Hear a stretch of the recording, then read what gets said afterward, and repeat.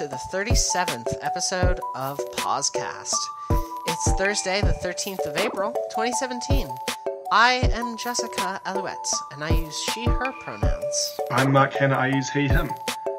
This week, we are joined as well by a special guest. Hi, I'm Zanni. I use she, her pronouns. Zanni, Awesome. welcome to the show. Hi. Both of you are very lucky to have me here right now. And this is a moment in which the show just, like, my dedication to the show is shining through. Because here's the thing. I checked my mailbox this morning. Or, no, not this morning. Oh, it's arrived. I've lost the plot. But yes, I checked my mailbox this afternoon when I got home. And Persona 5 is here. Oh. So, like, the fact that I'm doing this show right now is a fucking miracle. Immediately as well, I put it into the PS4, and there was some controversy in the States about how Persona 5 was, like, blocked from streaming just within the As well PS4 as UI. not taking screenshots. Oh yeah, Yeah, I heard it's about blocked that. from everything. Wow, I thought it was just screenshots. No, it's everything. But I when I booted up my copy, no restrictions. I can take Oh. screenshots and video freely. Oh, good. It was So, As actually, you should like, be able to. wasn't it like straight up, like the PS4 sharing stuff was like straight up turned off, wasn't it? Yeah, that was it. Like, because what you can do with that normally is, so in Hitman, right? There's an area where you can log into your Square Enix account, and when you do that, it stops broadcasting because it's like you've entered a blocked scene because you're entering your password. Makes sense.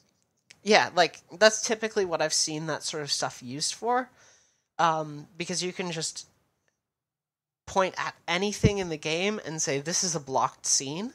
And what Atlas did with Persona 5, at least in North America, I don't know if this is true of the European versions or the Oceania versions anymore, but what happened with the American versions is that the instant that you booted into the game, you were instantly told that you entered a blocked scene. Oh, it actually tells you that in those words. Does it? Yep. Oh, okay, I So assume it would just and then be like the a whole behind the UI scenes is thing. just no. The whole UI is just disabled from that point, and it's not hidden. It just tells you right as soon as you enter the game, you have entered a blocked scene. So What do you mean by the like- UI is hidden? Isn't it a button on the controller? there's It goes on the top left or so. there's like a thing that you can pull out when you hit the button. Basically. Yeah, I've seen that. Oh, right, so if you hit the button, it doesn't pull out, it shows something else. Yeah, it instead. doesn't do anything because you Okay. entered a blocked scene. I thought you meant that it... Oh, no, never mind. Cool, I understand. Cool. So yeah, apparently European and Oceania versions of Persona 5 don't have that blockage on, which I'm very happy about because it means I will get to take some excellent screenshots and video.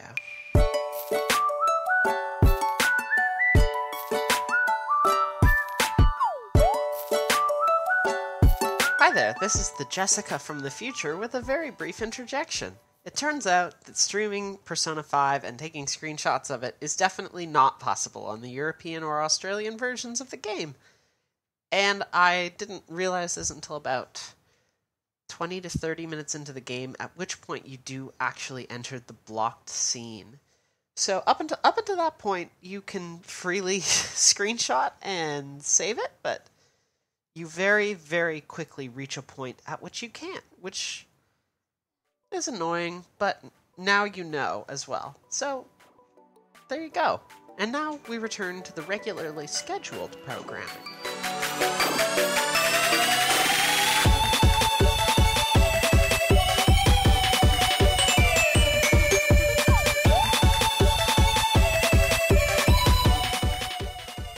Yeah.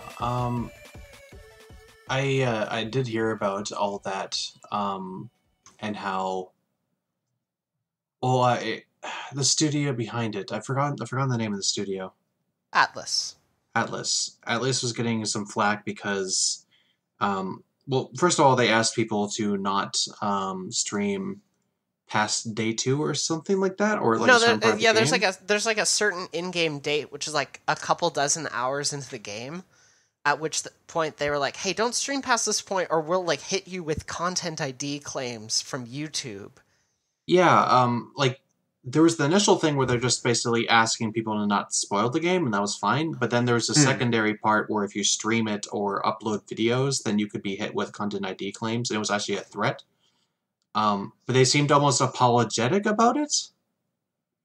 Well, yeah, like the thing that I found interesting in that whole discussion was that, and we're gonna get back to the normal format in the show in a second here.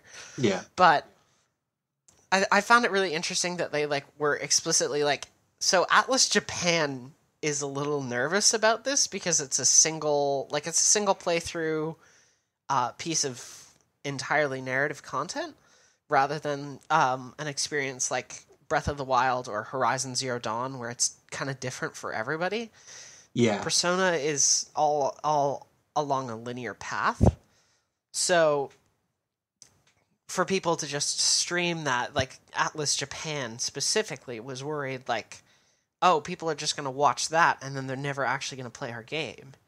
Yeah, it's just, it's kind of this outdated like thinking on this, that sharing media on your game is going to mean that you get less sales, but that is outdated at this point. More people seeing content of a game, it usually means more that someone's going to want and experience that for themselves, so they'll avoid watching the video and buy it.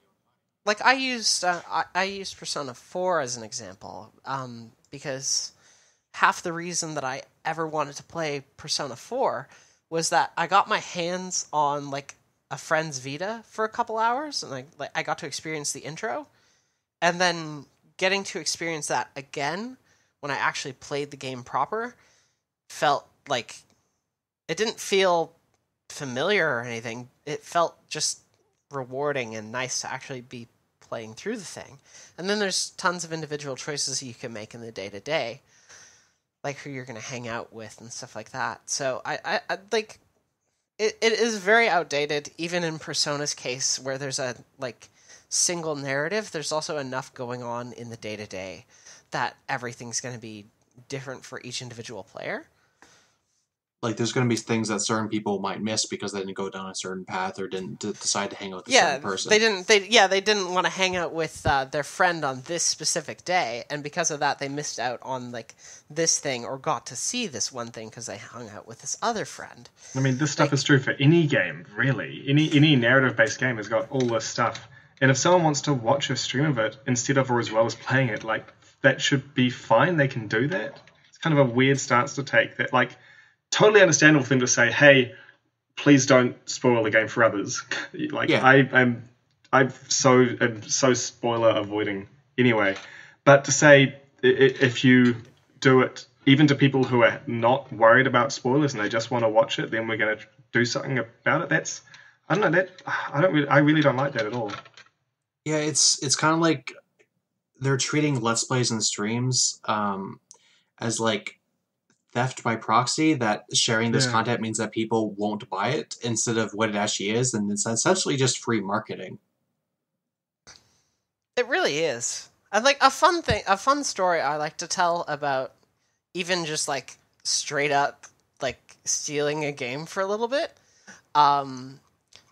I used to not have as much of a disposable income, so I'd pirate games on occasion, and oh, shocker. I would also watch Let's Plays on occasion, but those games that I like pirated and watched also ended up being games that I like now own multiple copies of on multiple platforms, and they always just felt fresh. Alan you got Wake the experience for yourself, and like Alan Wake is a good example because I bought that for myself, and then I bought it for literally dozens of my friends subsequently because it was such a good game. I remember that. I think I remember you talking to me about that, like offering to get that. Fucking Alan Wake rules. Listen, Alan Wake rules. I can't get into this, or I'm gonna be talking for days about the reasons why Alan Wake rules, and by the time I finish, you will both be skeletons. It's going to be an entirely different podcast at that point. Yeah, I mean, it's just going to be me talking to myself, and that's not a good podcast. I've got the same kind of thing with the piracy thing though, because I've played games that I wouldn't be able to get because like the platform isn't available anymore, like Super Nintendo games that I've downloaded ROMs of and played on it. Oh yeah, played them on emulators. Another topic, yeah. Yeah, but like now I own Chrono Trigger on the DS, and like I didn't have to buy it. I could have replayed it on the computer, but I love it so much. I was like, hell yeah, I want to actually buy a legit copy of this. I bet you I could find I bet you I could get a legit copy of Chrono Trigger on my Wii U. Is it on? Is it on there? It probably is. I can probably get I can get a legit copy of Fire Emblem Shadow Dragon though. I'm like so hyped about that. Nintendo is kind of weird about emulators and selling their emulated games because they have a very large amount of different games that could sell that people would buy, but they hold it back so much. Like they don't sell all of them for some reason. Nintendo, if you don't give us the Virtual Console for the GameCube on the Switch, I'm gonna cry, straight up. Okay, there's some classic games on the GameCube that like Super fuck Smash the Bros. GameCube library rules. It's so Resident good. Evil 3? 4 was on the GameCube. It was like one of the launch titles too. Luigi's Mansion, Super Mario Sunshine. Mansion. What are we doing? Nintendo, what are you doing? You're sitting on a pile of free money. We can't go too much further into this. Holy shit, we've broken format so much. We're like 10 minutes in to recording this, and we've broken format so goddamn much. We need to get this show back on the fucking rails. Zanni, I'm going to ask you first, because you're a special guest, and I made the mistake last time we have a special guest of not asking them this first. Zanni, what have you been playing this week? This week... Oh, that's a good fucking question. I gotta go and remind myself. I've been playing World of Warcraft with my guild. New content patch came out pretty recently, so we've been enjoying that. So raiding and questing and stuff like that with a new storyline. I've also been playing Come to Heroes 2. I came back to that for a bit recently, and was having fun playing against the AI mostly. Okay. I've also been playing more European Universalis 4, Hearts of Iron 4, and Stellaris, which are 3 games that I love a lot and have a lot of game time in. And they're actually kind of a reason that we brought you on the show as well, because I really want to talk about grand strategy, because it's not a genre that I have a lot of understanding of, or like anything with. I own Europa Universalis 4, I own Crusader Kings 2, and I've not played them. So like I want to get into kind of what makes grand strategy a little bit with you, and why it gels with you specifically. And that's gonna be a good discussion that we get to have a little later. Mark. Yeah. What have you been playing this week? So the thing is... Oh no! You're doing this to me again? Yeah. Again, Mark. So, I was sick last week, and so I ended up, instead of playing more Horizon like I thought I might, I started watching Standalone Complex, the Ghost in the Shell anime. And then on Monday, Tuesday this week, and over the weekend, I was really into reading my books. I just finished a trilogy that a friend had recommended to me and really enjoyed it, and sent them a message right after I finished the third book, and I couldn't get the ending out of my head, and they said, oh cool, you should read these next, and it turns out there's like way more books following after it, and I thought it was the end, so that's been really cool, but it also means I haven't played any games. I mean, Horizon, it's just your big thing is Horizon. Horizon is still my big thing. When I play a game right now, it's Horizon, and it basically will be until I finish it, and then I'll get Andromeda. Is kind of like my deal right now. But also, eventually I'll make you play Nier Automata. eventually. Yeah, I've really enjoyed Horizon. It's a really good game for me in particular, I think. But I've also really enjoyed Standalone Complex and my book. My flatmate, since he cringed to see me watching it on one of those dodgy streaming websites, he's actually now bought the anime series and it arrived yesterday, so we can watch it legit on our TV without worrying about messing anything up. Do you have like a DVD or a Blu-ray or something? He's got one or the other. I haven't had a close look since we played D&D last night, which was when it arrived. So, but yeah, so no games, but still cool stuff. What about you? What have you been playing? We had the whole 90s fucking anime hour last time. This week. Wow, I bet you it was the DVD set. Also, just like looking at the Blu-ray for Standalone Complex, the price on Amazon.com right now for the Blu-ray is from $285. Holy crap! No, I don't think he bought that then. Christ. Yeah, no, thank you. Actually, pass. I don't think your roommate would buy that casually for you. No, well, he wasn't buying it for me, but yeah, no, I think I was surprised at how much it was. I think he said it was around 60 something bucks, which was more than I'd expected, but it was not 200 and something. Okay. Yeah. Maybe he got it on like one of the local sites and was able to get it cheap. Maybe it's just like scalpers going wild on Amazon. Because there's nothing actually sold by Amazon. It's just, I think it might be scalper territory. Okay. I was looking at one of the like sets for One Piece recently. Yeah. Which has like the first 120 episodes on DVD or something. 120. Holy crap. Yep. That first collection though, that price, what that price was, it was 200 New Zealand dollars. It's like $1.60 an episode or something. I worked out that it was about $5 an hour worth of show. Right. Which is not at all a terrible deal. So it's that's an okay going rate. It's like watching a movie for the whole of 120 episodes kind of cost though, right? Yeah. It's like not at all bad, in fact, I would say. It's pretty reasonable. But then again, compare it to a game you can spend. What were you saying before? Like 1,400 hours or something you've spent in the game? That was Zanni. Yeah, sorry. Zanni spent like 1,400 hours in Europa Universalis 4. Yeah, it's 1,400 in Europa Universalis 4. There's 400 in Hearts of Iron 4 and 160 in Stellaris. And that's if we look those three titles. If we're looking at like dollars per hour in terms of value, that's pretty fucking good value. Yeah, you also have to count all the DLCs with games like EU4 into that as well, because I paid a lot more than just the initial price with EU4. Right. I mean, even if you were to get I'm looking at it on Steam. Like, even if you were to get this $50 game with $300 of DLC at full price. This is like full price assumption, assuming you never bought anything on sale. I bought it on sale. I did more than once for sure. Yeah, no, definitely. But even if you didn't buy that on sale, $350 to $1,400 hours is still that's nothing. That's 30 cents an hour.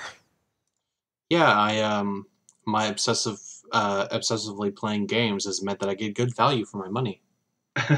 Yeah. Consolation prices. Take what you can get. Give nothing back. Well, I also got to enjoy the game. It wasn't all just money value. I mean, that's something. I'm just looking at my Steam library. The highest thing I have is still 150 hours, and I don't think that's likely to change anytime soon. Can you sort 1,400 is even the most that I've had in a game. There's other games with more than that. Oh wow, really?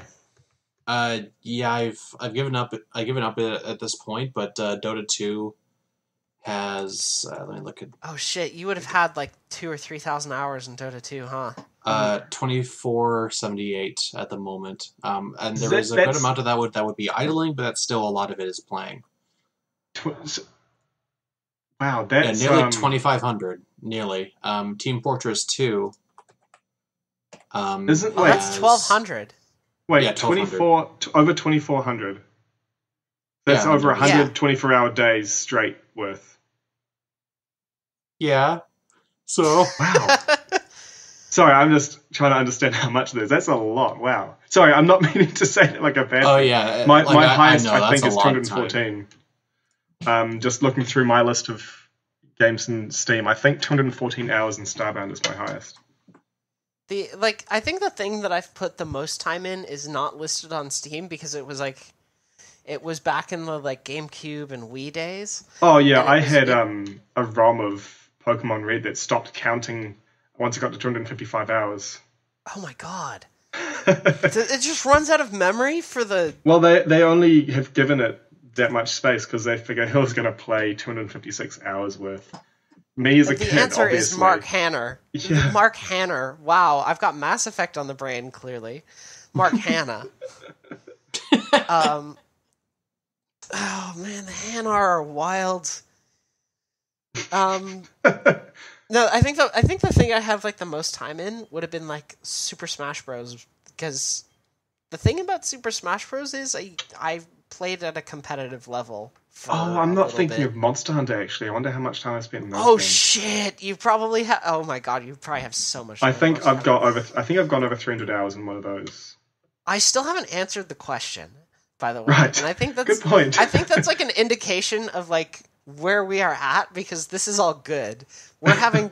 This is a good discussion that we're having, but also it means that we can't stick to the format of the show. I think this episode's too good. Right now, it's just up to you. Only you can get us back on track.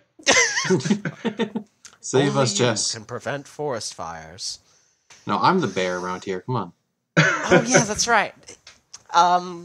So this week I've mostly, according to my Steam library, I've mostly been playing Nier Automata. Last night I put a little bit of time into both Dark Souls 2 and Bayonetta. Because Bayonetta launched on PC. Yeah.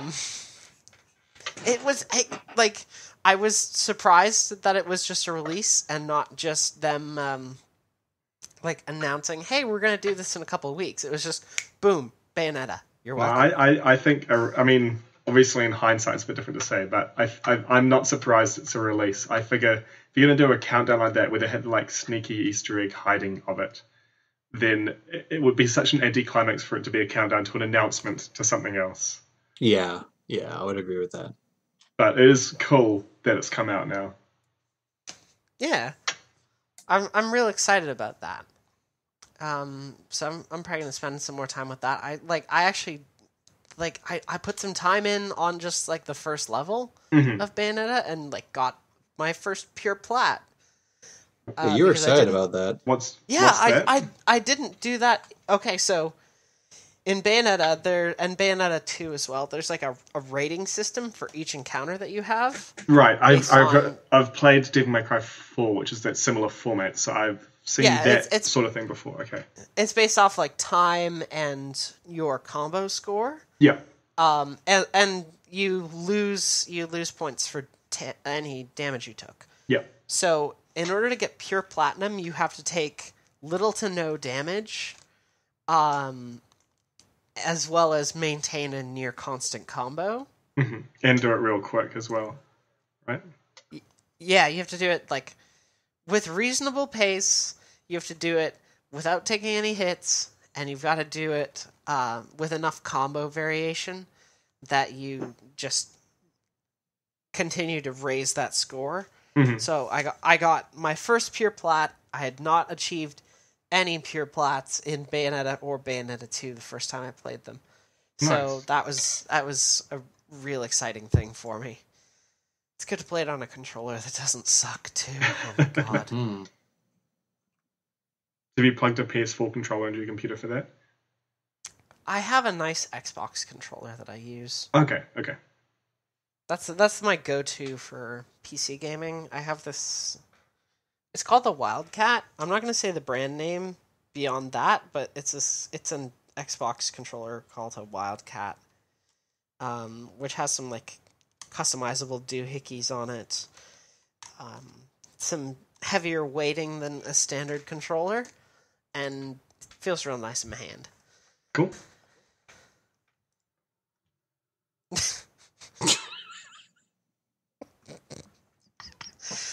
Zanni has just sent me a screenshot of Europa Universalis 4, which says Sea of Holes. Is that like a generated name for a place? Yeah, there's a thing with the EU4 that was added in the last couple of years where they used to have a random new world generator. So the main part of the game kind of takes place in Europe, Asia, Africa, Middle East.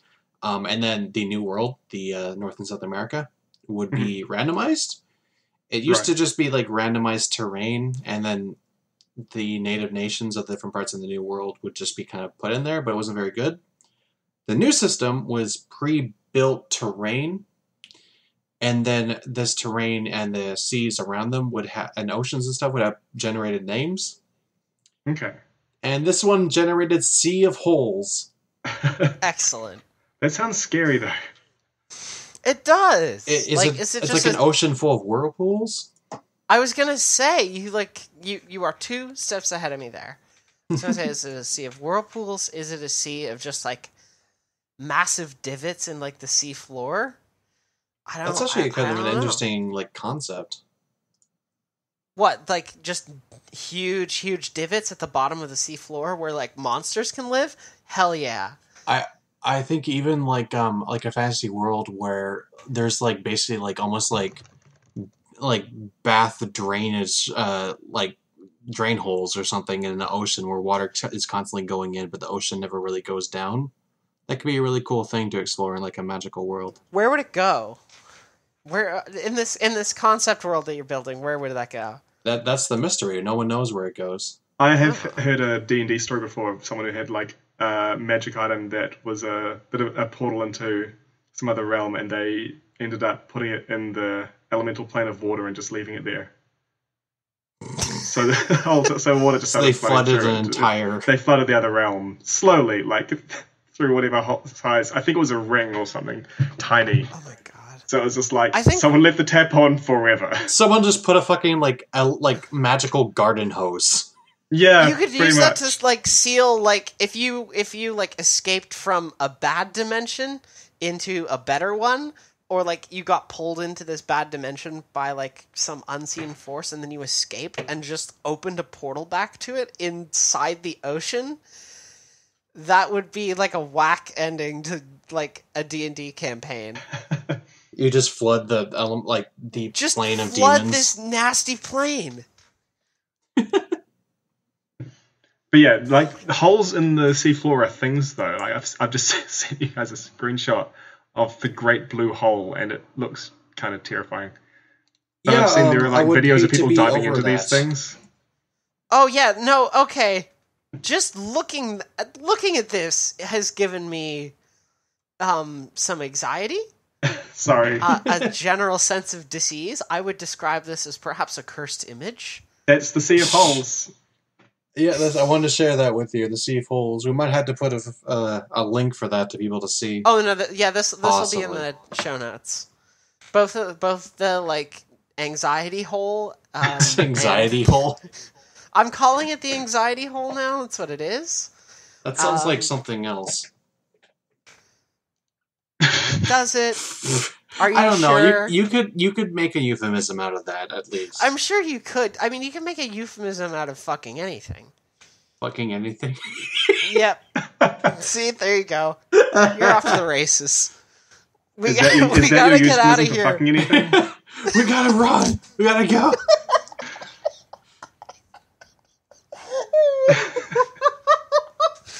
We need to fucking get out of this whole area. Okay. Should we take a step back? And for those of us who haven't played them before, what is a grand strategy game? All right. Is that the name of is that the right name for the genre? Yeah. Grand strategy game. It's something that there's different kinds of strategy games. I'm assuming that most people have heard of real-time strategy. That would be games like Warcraft, StarCraft, Age of Empires. Age of Empires is a really good example as well. Age of Mythology. Those kind of games where you have a base, you use your units to expand your access to resources and to pool resources, and use that to build up your armies, build up your tech, and basically use all that together to use armies to crush your enemy. Or you could lose yourself, but you try not to do that. So that's a real-time strategy game. Real-time strategy games are based on basically commanding like a base, or like a smaller amount of units comparatively. Yeah. There's strategy games in general, such as Civilization 5, Civilization, where you control cities and then units and stuff like that. But and it's turn-based as well in that case, right? Yeah, well, there are turn-based grand strategy games. What differentiates a grand strategy game from a normal strategy game is usually the sense of scale. Right. So, for example, instead of controlling a base with its buildings and units on a small map, in games like Europa Universalis 4, or Europa Universalis in general, you control an entire country, and that includes the infrastructure and development of that country and all the areas in it. It controls the politics and government, the trade of the different regions of the world, and the armies. One of the big things is really just that sense of scale, and as well as usually a attention to detail. In regards to how many different systems are working together to simulate all the different players in the game. Players being all the different countries. So with Europa Universalis 4, it simulates, for example, if you just looked at a province, that province has tax income, it has a trade good that it produces, it has an income based on the amount of goods produced in that province, which are based on different modifiers of your empire. It has manpower, which is basically used to create your armies. It has local autonomy, which basically is how independent that province is. As it goes higher, they pay less taxes because more of it goes towards themselves. It has trade power. It has different varying amounts of unrest, which is people wanting to rebel. And a bunch of other modifiers that would take longer to get into. But sounds pretty complex. Yeah, complexity and scale is what differentiates a grand strategy game from a strategy game. And for someone like me, I'm autistic, and I'm really into detail in my games because it's more depth for me to get into, and more, as well as more replayability. I think I might have gone a little bit farther into the discussion than the original question. No, it's cool. I was hoping to set you off on this sort of thing, so this is great. Yeah, grand strategy games are basically, instead of taking place on a map, like a small map, like an area or a region, it takes place on on the scale of worlds.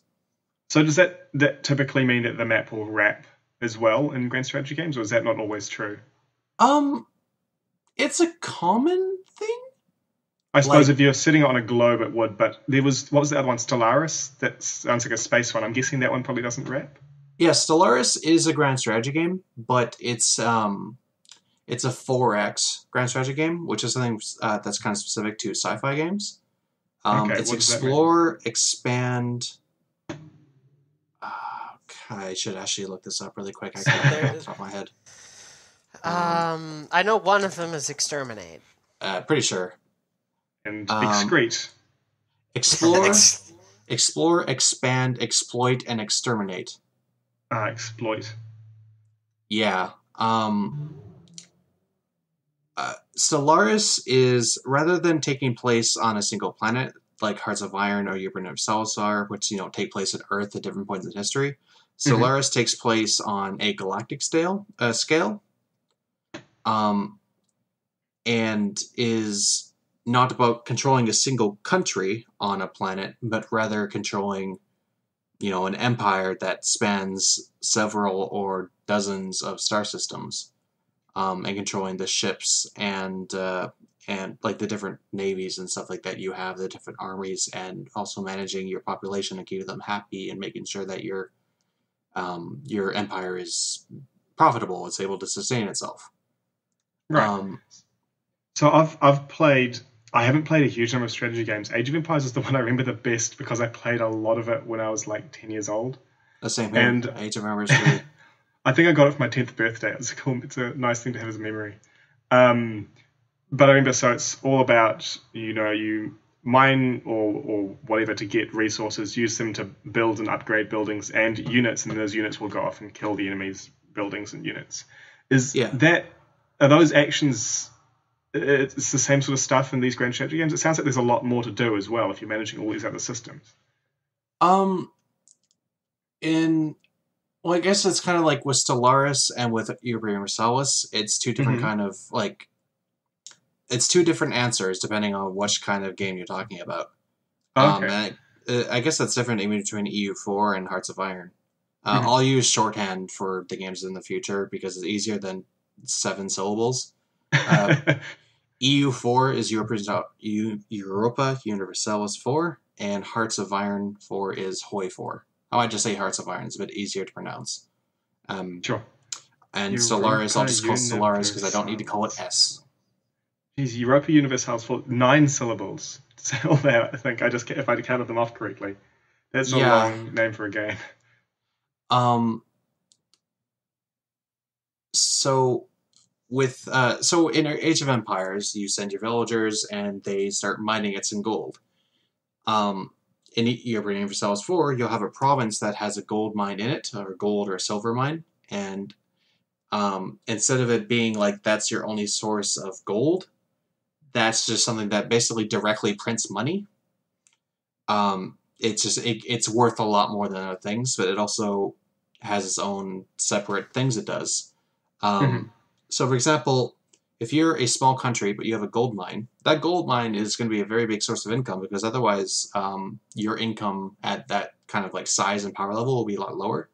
But it also drives up your inflation, which increases the cost of everything by the amount of inflation that you have, because you're relying on basically printing money, and that's obviously going to cause inflation in your economy. But for much larger countries that might have gold mines, even if they have several, if their income, the majority of their income is from non-gold, then that inflation will go up slower because they're relying less on that to be able to run their economy. And so that's gold. Provinces have other kind of trade goods like silk, grain, fish, wood, spices, dyes, iron, copper. And all these different trade goods have their own separate different values that create a certain amount of money when you produce them. And then when they're produced, they're added to the trade value of an area. And then that trade value goes down these different, there's like a global trade map on the map of EU4 that goes through different nodes. So trade going from India will go along over to the Horn of, no, not the Horn, to Arabia. Will go up through the Red Sea to Alexandria and then go over to Venice. All the trade value of these provinces that is not collected by the people the countries that are living there will be moving down all these different streams, and that trade value, all that money is used to create money, like all the trade values used to create money in those nodes is all from the actual goods produced in all those areas. And different effects can affect the prices of trade goods. So there's there could be events like there was an eruption of a volcano that caused a year-long mini ice age, I think in the mid-1500s. And that explosion... Oh, so is that an actual historical event that it pulls out that will happen in every game or something? Or is that just the thing that the game randomly puts in? It's an actual thing that happened in history. And what it did is the ash from that volcano caused a global mini ice age that meant that grain and wine, or like basically farming, kind of just died. Like, was almost impossible for like an entire year. So if you know your history, you can kind of have a prophet advising you or something. This is going to go bad next year. We should diversify. Well, you can't really choose what trade goods you have in areas. It just basically means that at the most you could expect when you're going to have your grain and wine and stuff like that be worthless because you're not producing as much. But other historical events like the move from using copper to iron for cannons, the discovery of more ease of use of trading for spices once European countries start colonizing East Asia, and like the East Indies and stuff like that. All these different things make trade goods go up in value, which means that the people that are producing those goods get more money. If they go down in value, the opposite is true as well. Now, Total War did like a bunch of this simulation on like a really small level, didn't it? I've never played the Total War series other than Total War Warhammer, unfortunately. That was one that I never really got into. I mean, it's the most realistic one in the franchise, to be fair. Warhammer? I'm shitting you. I mean, for a fantasy world, it makes sense economically, I'm pretty sure. I like Rome and okay, so during that whole kind of discussion about how economies are working in grand strategy games, two examples just kind of came to mind of like other games that were operating kind of similar stuff, like along the lines of full economy simulation. Total War has like a really lightweight version in which controlling resources, like it takes a Civ approach to it, I think, even where if you can control various resources and then you can trade them for like happiness and like keep your empire more happy. Yeah. There's some like really, really small aspects of like Total War Rome and Shogun 2 which have I actually like, played Shogun 2. I can, forgot to mention. I really like that game. Yeah, you can trade silk along certain routes and stuff like that, and you'll gain a little bit of money, but it's not really anything like notable. The other thing I was thinking of while you were talking about this was it's Railroad Tycoon 3. Now wait, hear me out. Railroad Tycoon. I played that a lot as a kid.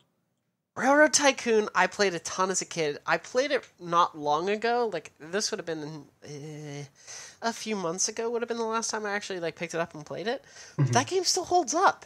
And holds up even better, in fact, now that I actually understand how the fuck the economy works.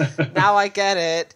Now I understand. There's like a whole bunch of like cargo simulation that it does and supply and demand sim at all of these major cities based on population and stuff like that. Yeah. That's the thing I can think of. There's a couple of things that this economy stuff has had me wondering as well that probably differs a lot per game. One is how time progression is handled. And the other is what do you spend stuff on? And I suppose some games as well will have different resources that are spent on different things, whereas it sounds like EU4 combines every resource into a money figure that then gets spent. Is that right? That's exactly right, actually. For example, Hearts of Iron doesn't have money.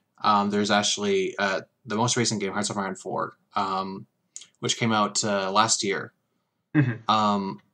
There's no money when it comes to trading.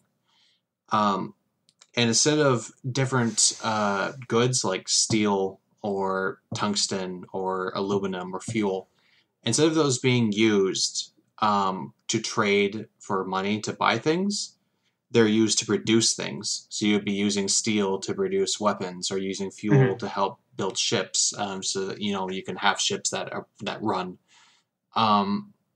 And the way that nations purchase goods from other countries is using civilian factories. which basically it tries to basically use the concept of making civilian goods, which are traded to the trade between nations of a country producing civilian goods and then getting natural resources in return. And that's a natural process that kind of happens by itself, but the game kind of simulates that and kind of simplifies it so it can actually be used in a game sense of you're trading civilian factories, which are used to construct more factories or infrastructure or docks or things like that. And you trade away some of that ability to build things up so that you can actually then use that to produce stuff that your armies need, like weapons and artillery and support equipment and stuff like that. But in Hearts of Iron, or in Europa Universalis, all those trade goods and stuff like that, they aren't used for anything other than producing money. It's kind of like it kind of just vaguely.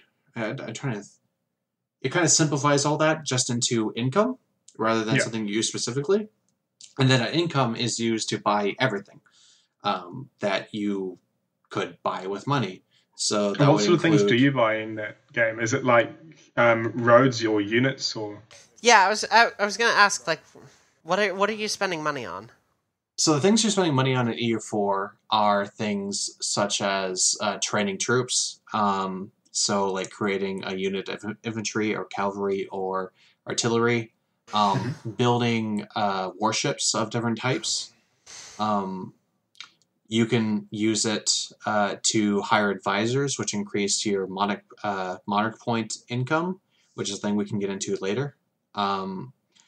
You use money to build buildings that can increase your tax modifier in a province, like plus 40% to your taxes from an initial investment of money. But buildings can do a lot of different things: increase trade power, increase manpower, reduce unrest, make missionaries stronger, increase your naval or land force limit, which is basically kind of like a soft cap to how many ships or troops you can have, because once you go past it, you start paying exponentially increasing maintenance costs past the normal. Age of Empires had just a hard limit. Basically, you had to have like prefab shelters that you would build up. Yeah. And then that would just increase the population limit, and then each unit you added to your forces also took away from that total, so you could only ever have so much. It's a really kind of whack approach. That was probably because of the limitations of the hardware at the time, and then later games probably just kept that because it was the norm of the series. Yeah, now it's a design mechanic. It's a choice that we made that was surrounded a technical limitation at one point, but now it is central to the design of how this game is how this works, how it's balanced. I have a question for you about EU4. What is the purpose of the game? What is your objective? Do you have different objectives, like based on who you're playing? Do you have just kind of freely determined objectives, like you can just determine what you want to do, and like that's what like is your win condition of sorts? Like how is there victory in EU4, and how do you get it? These are really good questions, by the way. Thank you. One thing I wanted to say, like really quick before getting into that, is EU4 it's like it was the exact opposite, or not the exact opposite, but rather than there being a hard limit to how many you can have, it's a soft cap, because it's basically how much you can afford you can have before having to pay extra.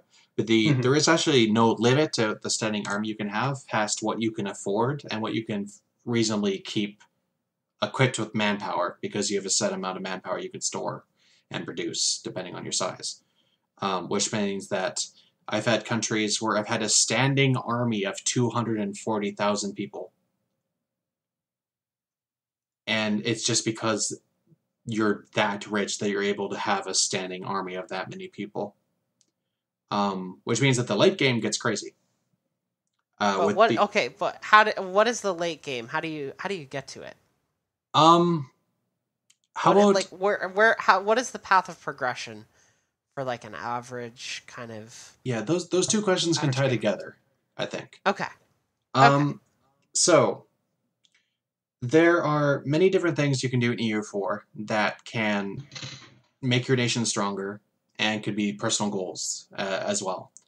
In the short term, you want to conquer land from your neighbors so that you can get bigger and stronger. And so your name looks bigger on the map. So very simple goals. Condition. Have the biggest name on the map. That's great. That's pretty much is actually like a big goal for part of the game. It's just like getting to zoom out and see how big you are. So there's that. It could be that you just wanted to make your borders larger. It could be that there's a province that you see has a valuable trade good or has a lot of development, so a lot of taxes or reduction or manpower or all three. It could be something that is strategically important, like controlling a province that covers a mountain pass. That means that you'll be able to get through that easily. You could have land. You could have like lands that are actually connected. So you want to take the land in between so that you have connected borders. You can move troops without having to get military access with the nations in the middle. It could also be that you want to be taking land away from your rivals, which are people basically.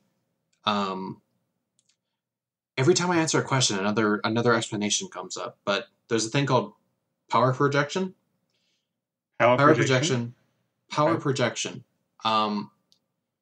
It's basically something that gives you a bonus to trade power, morale of armies, land army morale, recovery speed.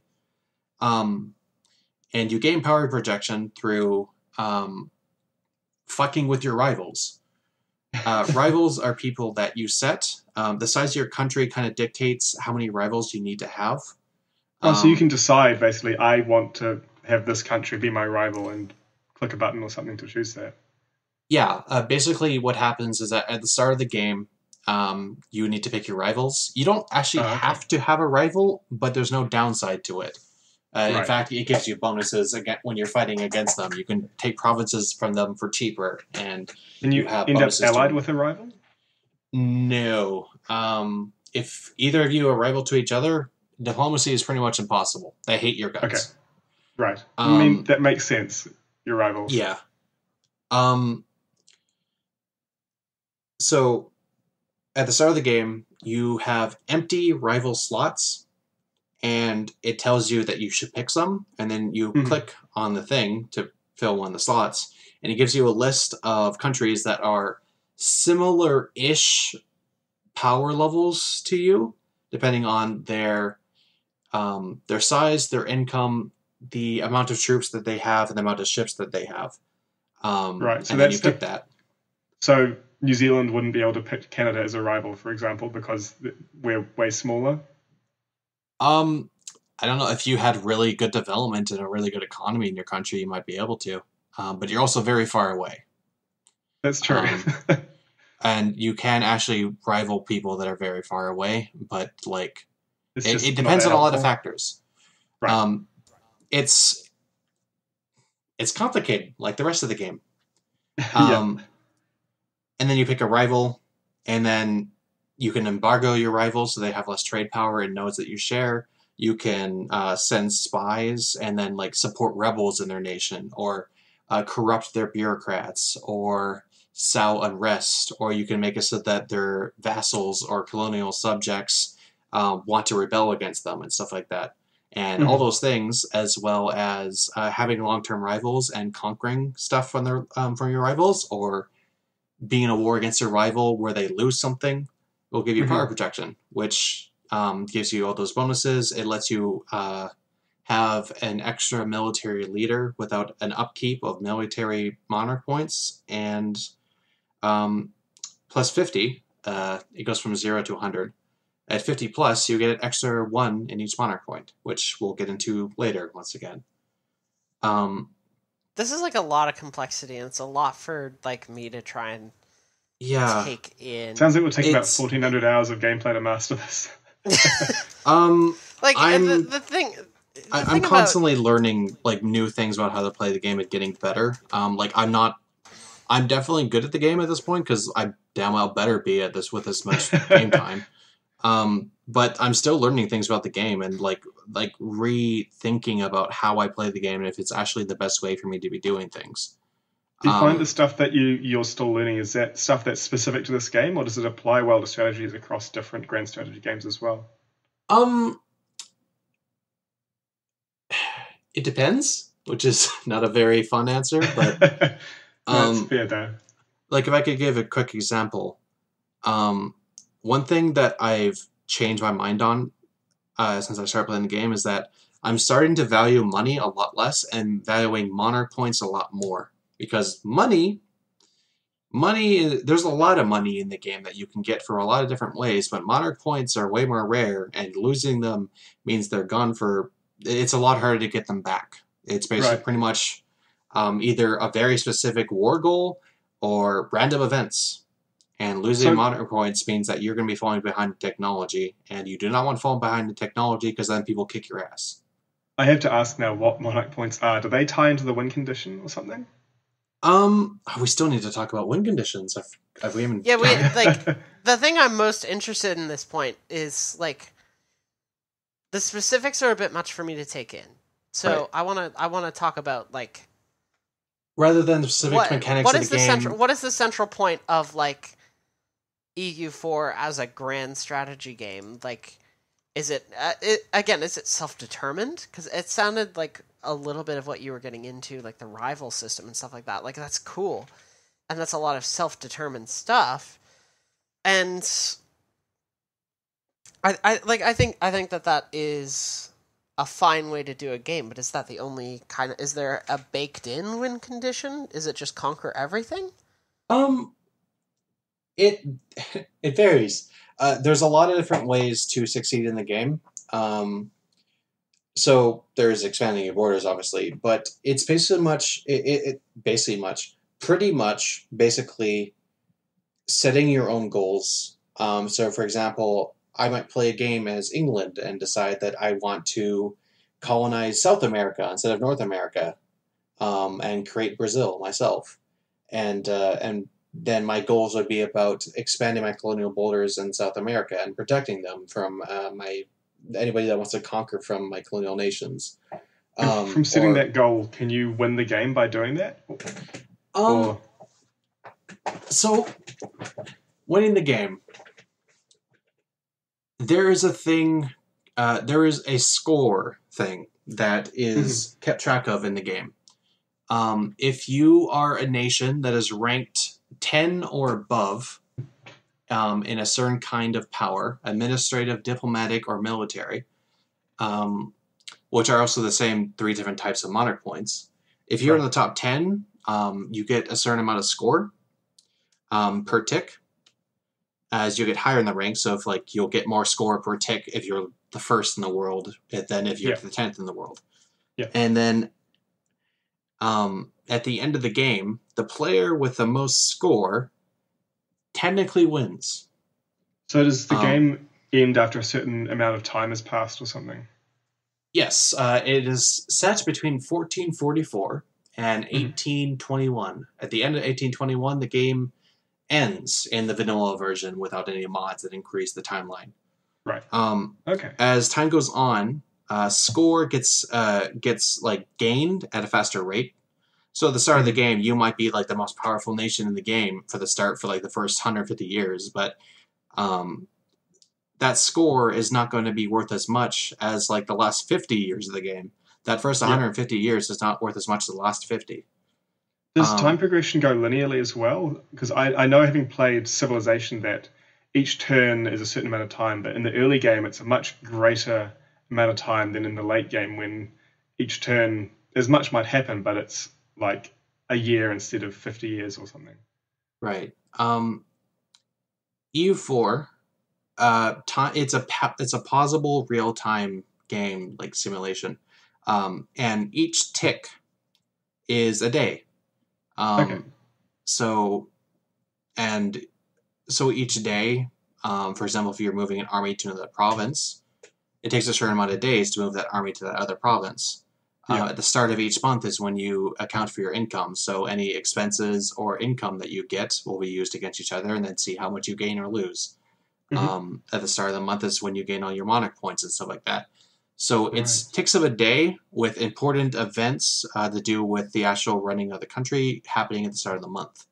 Okay. Like this, basically like the monthly upkeep. Yeah. And so you're going in ticks of a day for 380 years. And you can vary the speed that it goes at. So 1 would be like a day every 5 seconds. And 5 is like 10 days a second if you can keep up your computer with that amount of simulating at that speed. Which late in the game is hard to do. Right, because a lot more is just happening later in the game. There's a lot more happening in the game. There's a lot more units. There's a lot more ships. There's a lot more stuff to simulate with the amount of trade goods there is. But there's also more than map revealed. Like when you start, for example, if you start a game as Austria in southern Germany, you basically see Europe, Northern Africa, and then a little bit of the Middle East. And that's all you can see in the world. That's all you really know about. You know that there's countries in Asia, and there's more to Africa than just North Africa. But you don't really have direct knowledge of that, of what's going on, what the political climate looks like, what the borders look like. As the game progresses, nations will discover larger areas, either through exploration of ships across the sea, or just diplomatic dealings between nations eventually expanding what they know of certain areas. So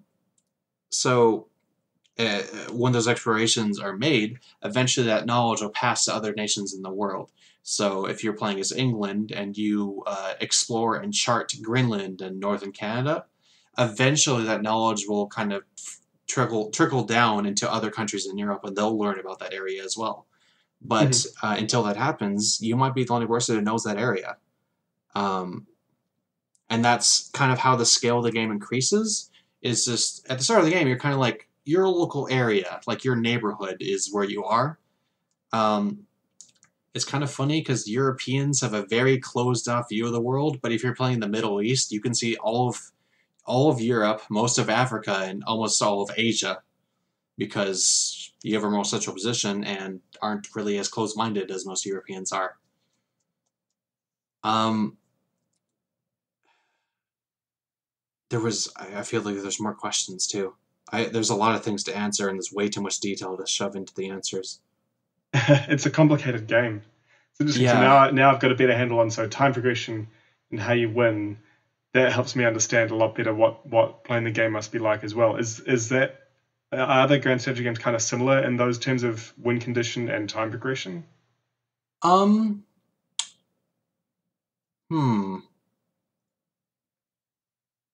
actually can't really think of other games that kind of use that system. It's funny because EU4, Hearts of Iron, and Stellaris all are very different in how they handle victory. Hearts of Iron, EU4 is about score. Multiplayer victory is actually counted differently, but or there's different factors that don't happen into single player. One thing to mention is that you get the game does actually give you like missions that you can pick. It could be something specific to your nation, like a special event or a historical action that happened that you can reenact, like conquering certain territory from a certain country. But it could also be just general things like recovering prestige, gaining a certain amount of money, building some ships. And those missions are meant as a way to guide people. For new players, it's a way to give them idea of what they might want to focus on, and give them a way to some goals to reach. Like, I need to save up this much money because then I can get this reward. Later, for people that are more familiar with the game, it could just be like, well, I can get this reward pretty easily just by doing this, so I'll use this to get a little bit of an edge. The AI uses missions as well. So missions are a thing that can help you nudge towards things that will help you. Right, so there is a sense of guidance even in this like in the strategy game on this grand scale, there's still this sense of guidance towards all of the micro that's going on, where you can run all these missions, do all these like little things, and it helps you like not only learn the game but get a foothold on how to actually kind of build up that score, get to that win condition. Yeah. So it's like, for example, if your country had low religious unity, which meant that a lot of the provinces in your nation were not the state religion. Like, for example, if you're a Protestant nation and you have a lot of Catholic provinces, then that's not very good because there's going to be strife. There's like an unrest thing that's going to be building up. Yeah. Directly. Total War does that, like, kind of simulation going on as well. Like, I keep coming back to Total War because it's the one you have experience with. It's the thing that I have the most experience with. Yeah. So if you have that religious unity, you might get a mission that says increase our religious unity because that's a positive thing for you to do. It means that you are getting more income from provinces because they're not Catholic anymore, which means they're not angry because they're the wrong religion. I'm not saying that religions can be wrong. I mean, in the context of the game. Yep. It's not the same religion. I understand that. So there's all that. And EU4 does have a definite win condition of you have the most scores, so you've won. Hearts of Iron doesn't have that. There's no score. And there isn't actually like a win condition. You don't do a certain thing for a certain country and then you win. It's basically everyone is trying to get to 1948 and like succeed. So if you want to, like, for example, if you're playing as Britain, the game starts in 1936, by the way. 1936 to 1948 is the timeline of the game. It can go farther if people are at a war as well. So you could have the World War II might last until 55, which it's done with me before. If you're playing as Britain, your goal might be to contain Germany and make sure that they don't take over the world. If you're playing as Germany, maybe you want to take over France and most of Europe. And that's your goal for the game. And if you succeed and you defeat all your enemies and the war ends, then you basically just, when it comes to 1948 and there's any active wars, the game is over. And there is a score at the end of it as well, actually. But it's... I don't really put as much stock into that one. Score is shared between factions, but the way that score is tallied is weird, and doesn't really seem representative. You get score, like one of the things you can get score for is air superiority, which is just have a lot of planes in the air, and you get way more score from air superiority than anything else, including like the amount of land you have, the amount of factories that have, the size of your armies, and all this kind of stuff. Is not as important as lots of planes and air. So I haven't put as much stock into it. So with all this complexity that's going on within EU4 and Hearts of Iron, it makes me wonder, because I'm someone who's kind of focused on finding games which are easy to get into.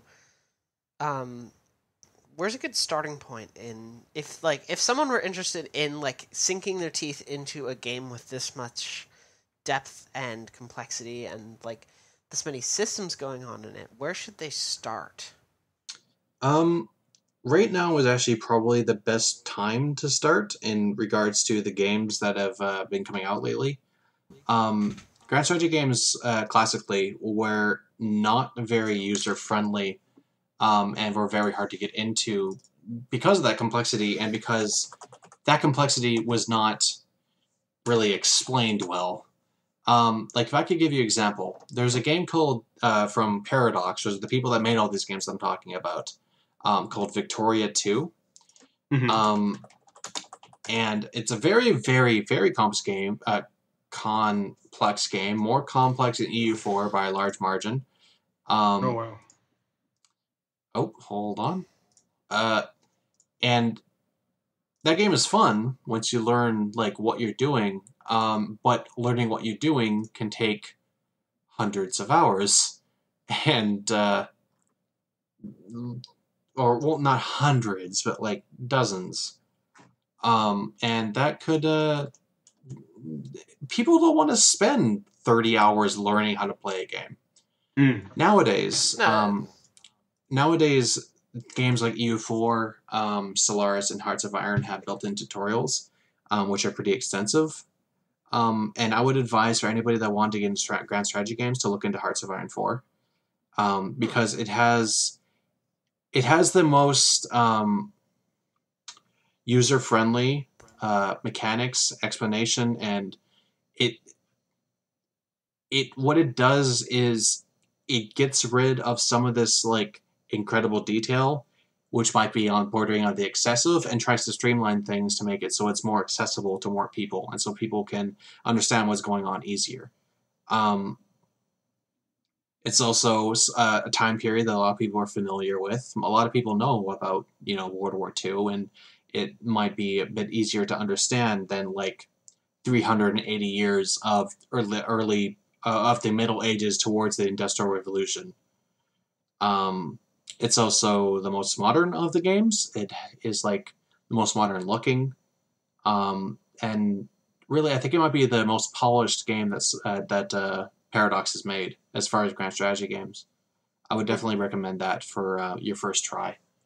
And just for context, this is a screenshot of the Victoria 2 UI for looking at the economy for your nation. It's like a spreadsheet. All right, I can see a little bit of what's going on. So if you looked at this, how long do you think it would take you to understand what all these different symbols and numbers and graphs and pluses and minuses and all this kind of stuff relate to each other in regards to what is actually happening to your nation?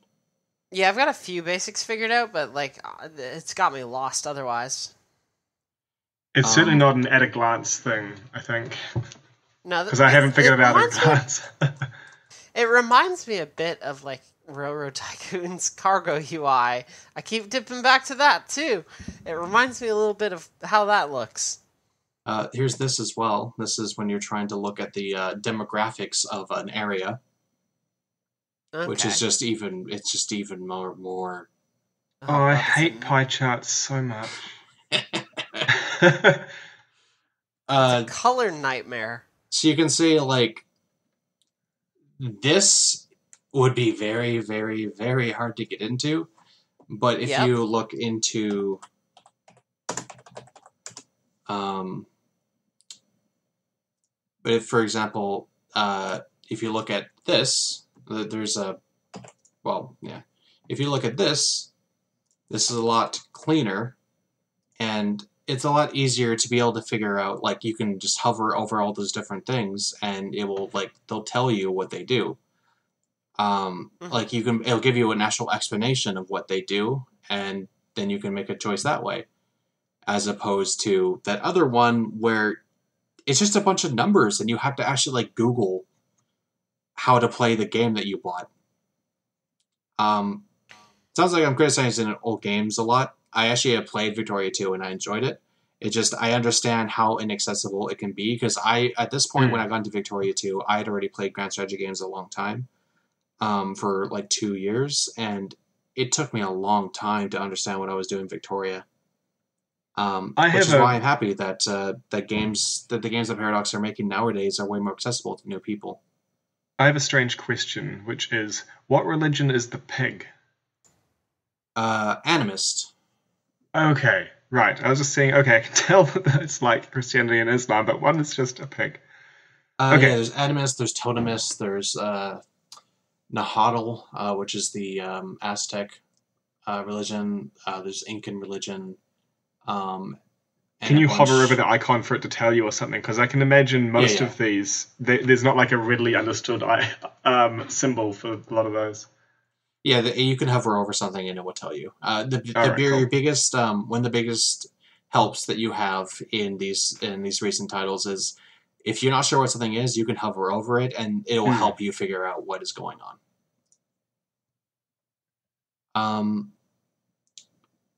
Yeah, I kind of feel like I might have been missing a question you asked before, like one of the questions that came up I might not have answered. I think we've got like a lot out of this, just in terms of like sheer system complexity and all the shit that's going on in Grand Strategy, though. Like, yeah, it's a good vertical slice. Yeah, I'm trying not to get too deep into detail because, like I've already, like we already got into some pretty like deep explanations of mechanics and stuff like that. There's just so much complexity. It sounds like the complexity is that what you like about these games? Is that what draws you to them? I like complex systems. I like detail. I like being able to kind of just have all these different things. It just adds to the game for me. And I think it might be because, I'm autistic, and complex logical systems are something that appeals to my brain. And it sounds as well, and I might have misinterpreted this, but it sounds like that's more important to you than what the win condition is for them. Would that be right, do you think? Or I play a lot of games where I don't actually even get to the end. Like, I don't actually finish the game, per se. I can understand that, I don't think I've ever finished a Civilization game. They can take quite a long time, I'm guessing, as well, right? Yeah, this is something that you can't finish in a day unless you want to stay up for 24 hours. Oh, wow. Okay, right. Which I've done. I wouldn't recommend it. It's the actual experience of the game and experiencing all the different things that are what draw me to these games. That was the other thing I want to talk about is the ability for these games to show you alternate history, because history is something that I'm deeply interested in, and with all the complex interactions of these different countries and all the different stuff, there's a lot of variance in how each save goes, even if you start the same country. If you start the same country, or even have a third-person observer of a bunch of AI playing, the end of the game will look different every time, because all these different things working together, how the AI are allying each other, who's allies with who's going to war with who, how different battles went and stuff like that, how different diplomatic interactions happened, like personal unions or vassals. And I actually want to take a quick second to talk about some of the funnier things that I've seen, because there's been some pretty ridiculous things that have happened. Yeah. Playing as Mali in Africa, I managed to vassalize and then annex France, because France on the mainland of Europe got eaten up by its neighbors, and all that was left of France was a single island off the coast of Madagascar. So I declared war on them, defeated them, vassalized them, and then annexed France. So I got that island off the coast of Madagascar, and I got Picardy. So there was just one province in Europe that was owned by Mali. I've seen the Papal State be defeated by Spain and annexed by them in Italy, and then by extension, the Papal State was granted by Great Britain the entire island of Ireland as the new Papal State. Oh wow! I have, as playing as the Norwegians, I have colonized all of Eastern North America in one huge colonial nation that was all Norwegian. I've seen Sweden colonize Central Africa. I have seen England be annexed by Portugal through a personal union. So I was playing a game in the Netherlands and just kind of focusing on what I was doing in a war. And then when the war ended and I zoomed out, I noticed that England had been replaced by Portugal, because England did not exist anymore. And that was just the island of Portugal and Scotland. I feel like there's some other things that I've seen that were pretty fucking hilarious, honestly. Let me take a look. Oh, the other thing, I think this might be one of the best ones. I'll send a screenshot for you all to see, and we can show it to the listeners later. Yep, it'll be all in the show notes, all the images that we've been talking about. This will was all be in... available in the show notes. What was this say? Was this Mali? No, this is Congo. I played the game as the Congo. There's the Congo game where I annexed part of France. But Switzerland fucking kicked ass and took over half of northern Italy and half of southern France. So Switzerland is fucking pissed. Switzerland's pretty big, yeah. Yeah, like they started as a country of 4 provinces and mountains, and they expanded to like an eighth of Europe. So that's... Do you find the alternate history aspect of this interesting as well? Like, I think that would be one of the things that would appeal to me most. That is, when it comes to EU in particular. Yeah. Where it's just I can make weird Europe. Yeah. I can make weird Europe happen. Or weird North America, or weird Asia, and all these other things. We could make it atheist, and maybe make some scientific progress for once. Well, there is actually, like, in the game, there's no atheist religion. Like, there's no atheism. Deleted. I mean, there's mods. It's hundreds of years ago. Like, I know. There might have been individual people, but a country wouldn't be at this point. Alternate history is actually one of the biggest reasons that I enjoy these games, is because history is something I'm really interested in. Alternate history is something I'm really interested in because it's very fun to think about what would the world be like if the Dutch colonized America instead of the British? What would the world be like if China did not lose to the British, or like if India wasn't colonized by the British and actually stayed independent as a central nation? What would the world be like if Australia was never colonized? What would the world be like if Austria actually managed to unite the Holy Roman Empire and became a massive superstate in Central Europe? What would the world be like if Portugal and Spain went to war and there was no Portuguese by the time that Brazil was discovered? It's really fun to think about all these different ways that our world could be if things had gone differently. And some of these things I'm describing are kind of ridiculous, like entire countries being annexed. But other things like the Dutch colonizing North America rather than the East Indies, that's something that could have actually happened, and that would be a very different culture for what our world would be like.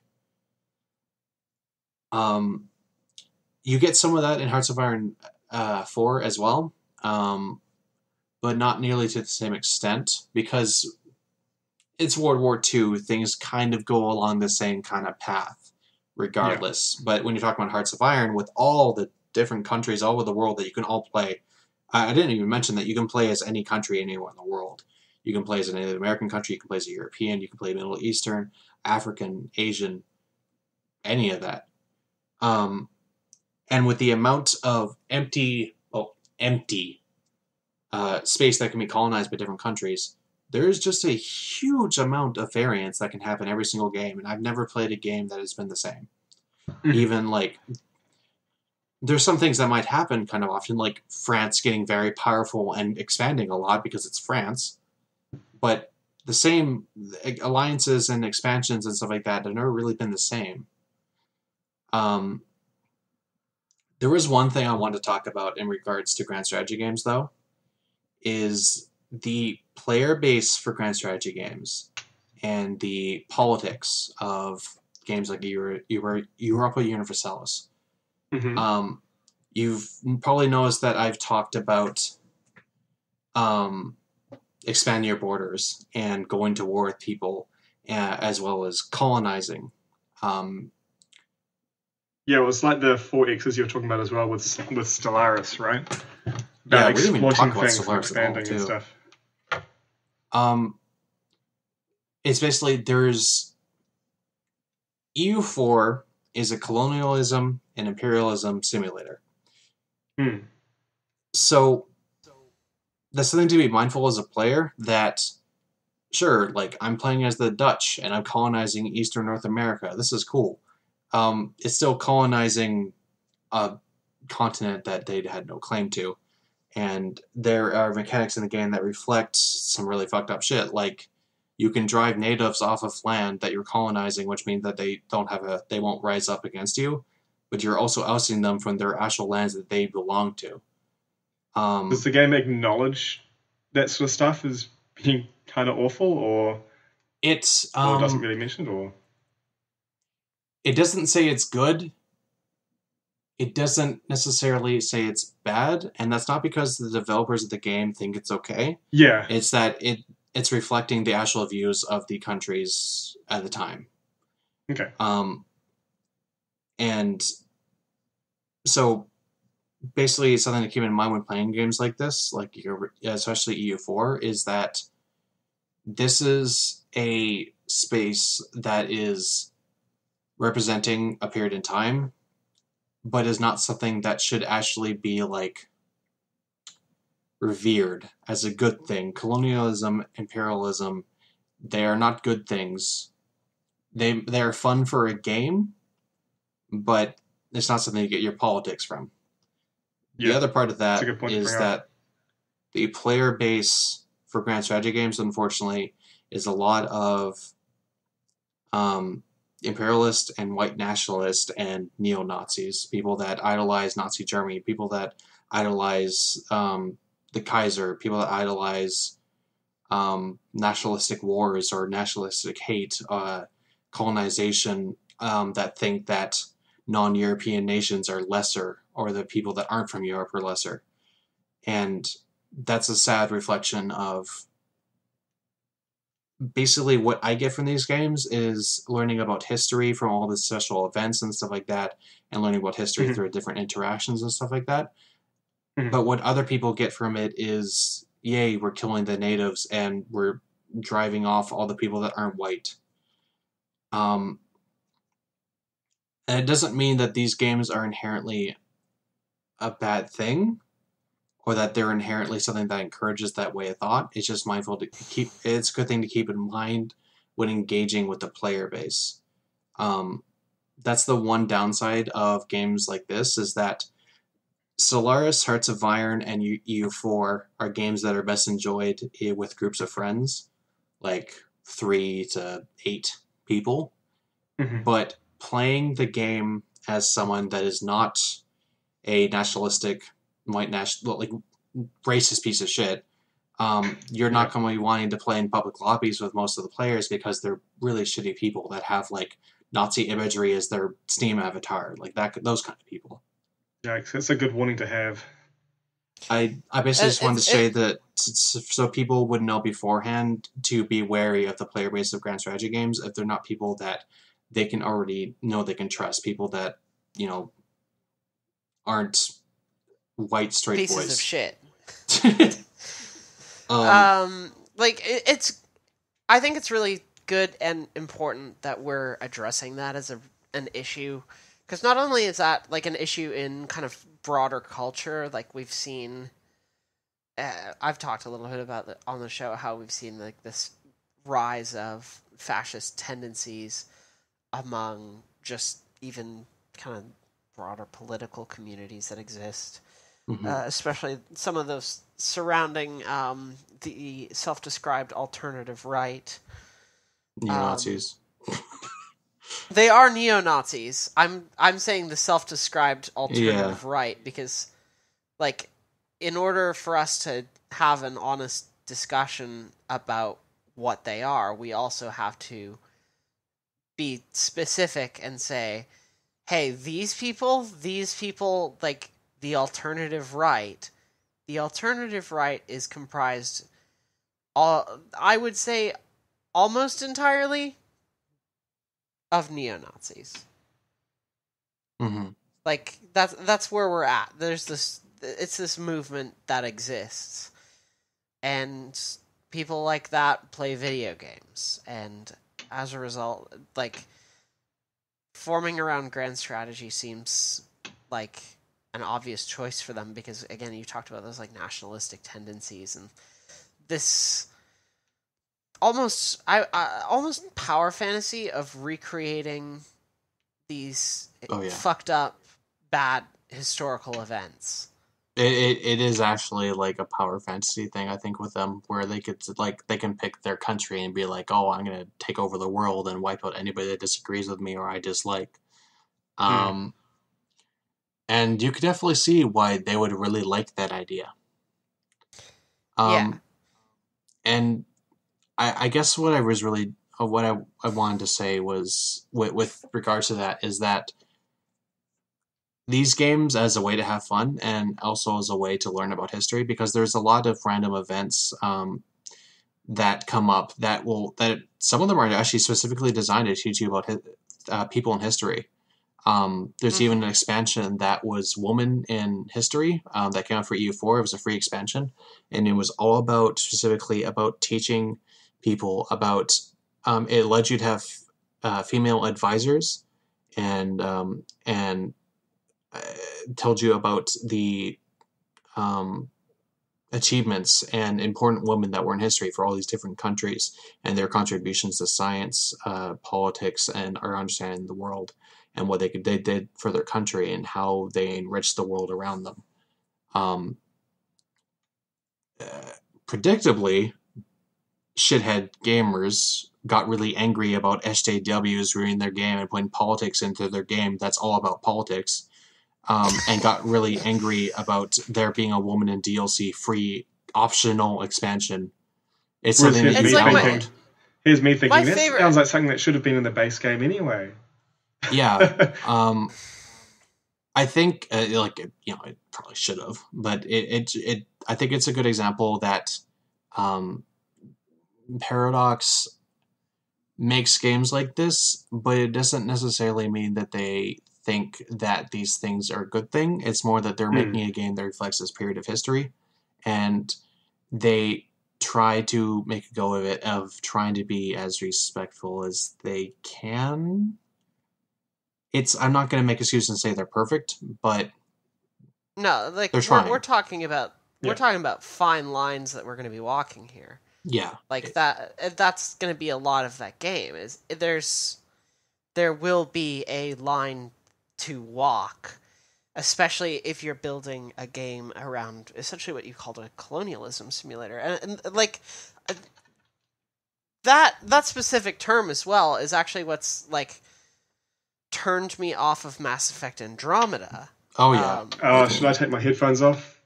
I'm not going to go any further into that. Like, its central theme is this Andromeda project thing, and okay, I'm sorry. Well, it's not really spoilers. It's like it's you have no idea how spoiler averse I am.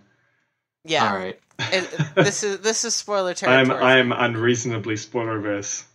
Okay, That doesn't stop maybe me. I can. Okay.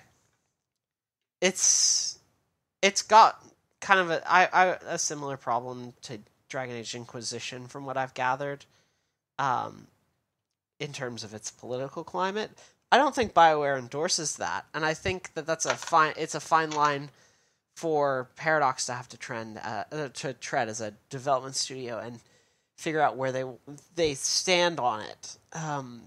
Yeah, because they essentially made an imperialism simulator, but they have to make sure, basically try to not be people that promote imperialism, which is a weird line to tread. And I mean, like, on one hand, you also have to like look at the mechanics of that sort of game and figure out, hey, what's attracting them to this? What am I doing here that's attracting them to this? I think more content kind of along the lines of like the Women in History expansion that was released for free, like stuff like that, where it pushes them away and alienates them. I think that is a good step in the right direction, and I don't know that it'll ever quite fully achieve like repel all the neo-Nazis. Well, I mean, as a goal, the most recent game that Paradox made is a World War II game, and you can probably expect the kind of people that enjoy that game. Oh yeah. Be wary. If you get triggered by Nazi shit, maybe be wary about workshop mods and stuff like that. There's like historical accuracy, flag fix so that you can have a Nazi flag for your Germany flag, and just stuff like that where it's like they hide "we love Nazi" shit behind it's historically accurate. It's There's value to these games, but that value is in the game itself and through a select few content creators like modders that actually add things to the game. But there sure is a lot of people that want to take away that and just make it haha Nazism. So I basically am just saying that because I want people to, if they want to get into grand strategy games, it's something that they're interested in, to know that beforehand so they don't have to be surprised or shocked. All right. I think that's a good point at which we can. I think this is the point at which we can begin to wrap up. All right. We're at we're a grip into this conversation here. Holy shit. 2 hours? Oh, recording time of almost 100 minutes. Wow. Okay. So let's get into the wrap up. Zanni. Hi. Put you first again. Hi. What are you looking forward to playing this upcoming week? I'm doing a Stellaris game with my friend Michael from my WoW guild, so I'm looking forward to being able to pick that up again because we only done one session a couple days ago and haven't been able to since then. I'm likely going to be playing more Hearts of Iron, and I'm really looking forward to being able to get the Mandate of Heaven expansion, which adds a lot more depth to China and Japan and Asia in general, as well as some new mechanics with like ages, which is something that I don't really need to get into right now because that'd be complicated. But I'm looking forward to getting that when I get paid. Yeah. I would imagine that'd be like a really fascinating system to explore, like ages and dynasties. Like, occasionally you'll hear some historical artifact is from this dynasty. And like, what is that? I've never had a full understanding of what that means, but I'm also not a history buff. Obviously, it's it's different time periods, and that's kind of all I know. Yeah. So I would be interested in seeing that explored in a game. Mark. Yeah. Okay, good. I was worried you weren't with us anymore after the. No. I've been here the whole time. Stuff. No, okay. I did take my headphones off for about 10 seconds and then put them back on. I was worried I scared you off. I knew you wouldn't keep talking about it. It's okay. No, yeah. We'll be able to talk about it once I've played it. Yes. Mark, what are you looking forward to playing this week? Horizon. You are going to play some? That's the plan. We have 4 days off, dude. We've got a long weekend. Yeah, so we'll almost certainly... I want to finish it, basically. I don't know if I'll finish it this weekend. But I definitely want to play more of it this weekend. I don't know how close I am to finishing it either. My flatmate has finished it, so I feel like it's doable.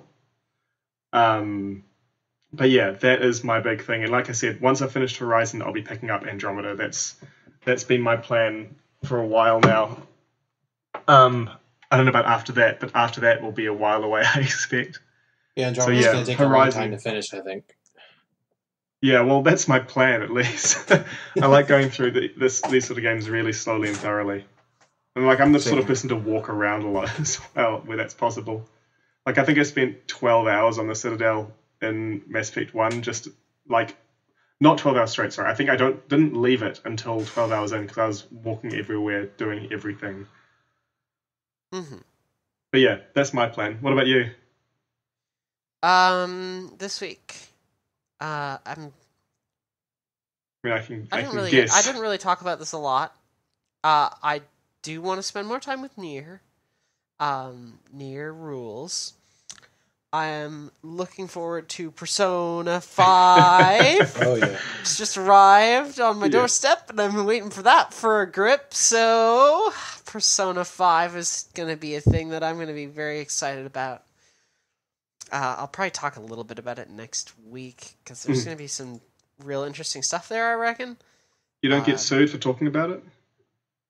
don't get sued for talking about it, fortunately. Especially not on YouTube. Well, it's not here. Yeah, I can stream and that's what I record mean. and screenshot it to my heart's content because I'm not bound by the law of Atlas USA. And then I think those are going to be my things. Nice. I think those are going to be my things. Those are 2 very big games too, so that's a lot of time that you can get out of games. those. I'm not gonna spend like My probably amount a of lot time with each. No, God no. But I'm gonna be putting some time in at least. Like I'm 13 hours into Nier Automata, which means I'm about 10 hours into my current playthrough. I'm really, really excited about where this can be going. So, all right, that is gonna do it for us on this very long episode. First, I would like to thank Zanni for joining us this week on the show. It was really great having it's been great to have you here.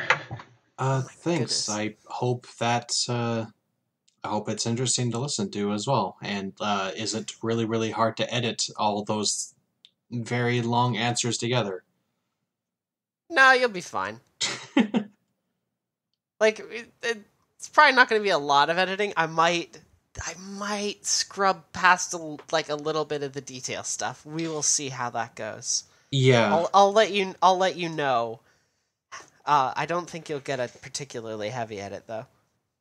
Yeah, You certainly won't get the villain edit.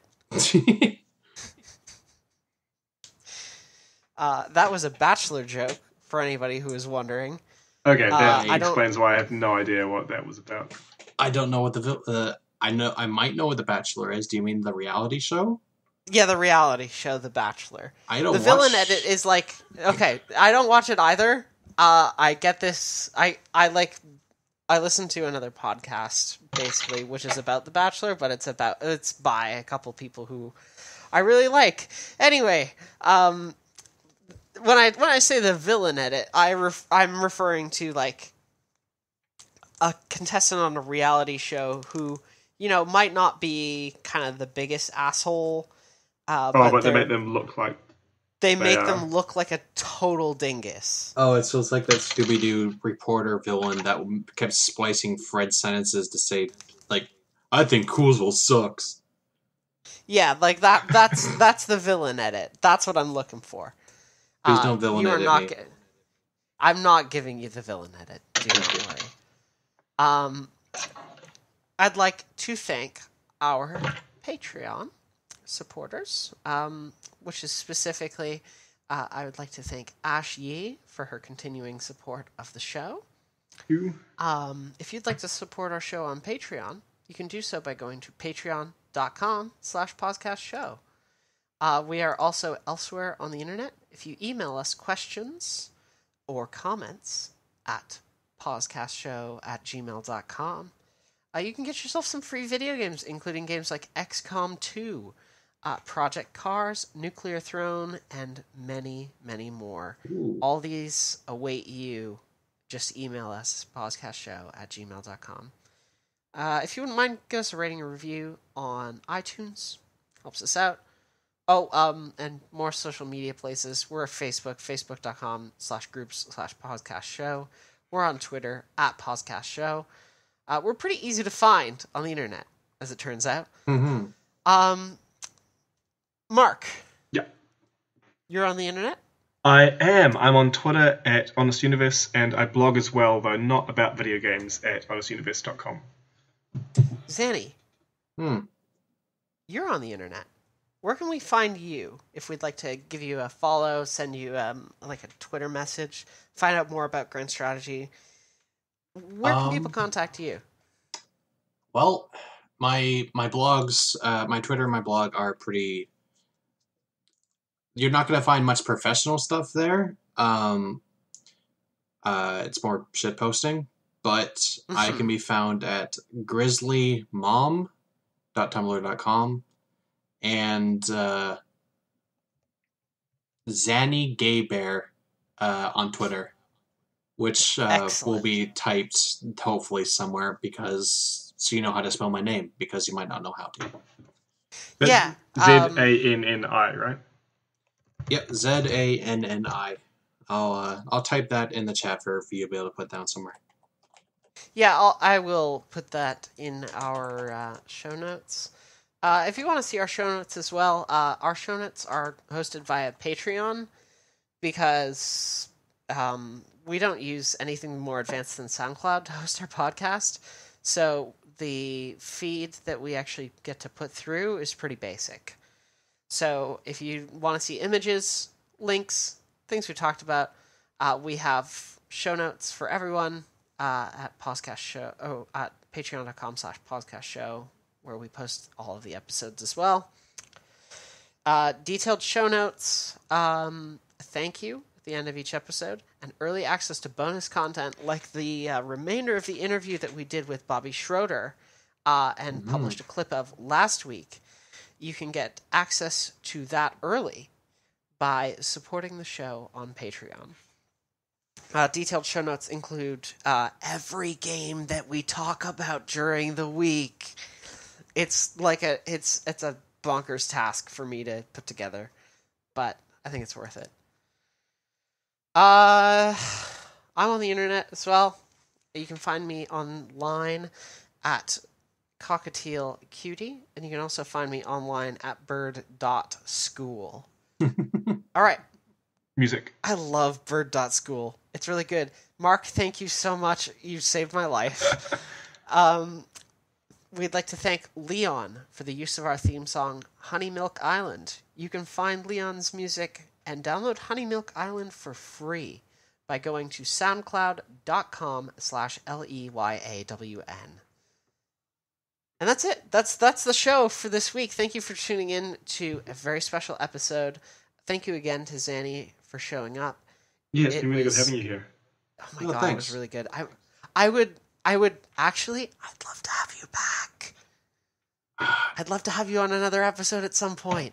I would be down with that, but I want to find another topic to talk about because I don't think people want to hear 2 more hours of grand strategy mechanics when they could just go play the game themselves. Actually, speaking of 2 hours, what time is it there now? It must be getting pretty late. 2:40 a.m. No big deal. Is that usual for you? Because that's really late for me. It shouldn't be, but it is. Okay. And it's not going to cause any trouble with your sleep schedule or anything. Oh, my sleep schedule is already dead. Don't worry about it. All of us have had that happen to us at some point. Our sleep schedules have just died. Mark, it was uni for you, wasn't it? You had yours die in uni. Yeah, my sleep schedule at uni was awful. Jesus. All right. But yeah, I'd love to come back sometime and hang out and talk about whatever. That would be excellent. I think we would both enjoy having you back very much. Yeah. Cool. All right. That's it. That's the 37th episode. We've done it. We've crushed it. So easy for me to do the prime factorization this week. Yeah, no, there's nothing. You don't have to do any prime factorization.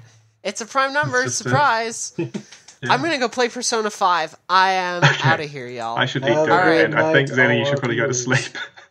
I'm not going to sleep. Fuck See that. you. All right.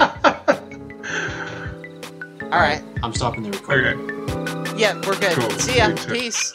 See ya.